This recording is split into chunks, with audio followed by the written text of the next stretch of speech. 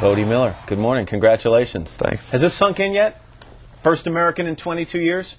Yeah, it was. I think it was dramatized a little bit before the whole thing kind of came to be. It was, I won 6 of the first 10 races of the season, so everyone was declaring me the World Cup champion at that point, and there's still 30 races to go. So by the time I actually won it, it was one of those things where it was more like I had to do it because everyone thought I was going to. But it was still pretty dramatic right down to the end. What you just said, is something people have to stop and realize. 30 races to go. This takes place over a long period of time. One of the biggest challenges has to be just not breaking down physically.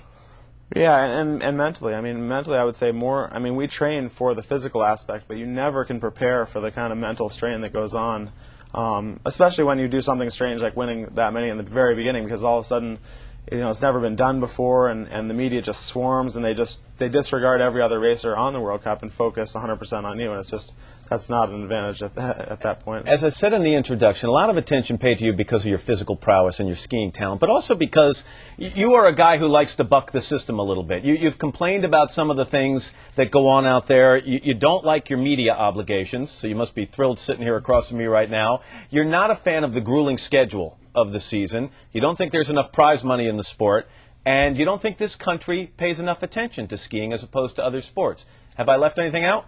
No, you probably covered it all, but there's a lot of that stuff that's kind of catch-22 or conflicting opinions, even that I have of my own situation. Is I don't think that skiing is appreciated enough in the U.S., but I think it's great for me because I like to come home and have people not attack me the way that they would with Michael Jordan or. You mean attention-wise? Yeah, everyone likes to have their private space and their time, and that's important to me. That's something that I lack in Europe, but I have in the U.S. and obviously, I've witnessed how it is on the other side of the coin, so I'm even more grateful that I'm in the situation I'm in. Everything I read, Bode, in the last couple of days, getting ready for you to come here, says that you have not yet committed to skiing for the U.S. team in Torino, Italy, in the Winter Olympics. Why not?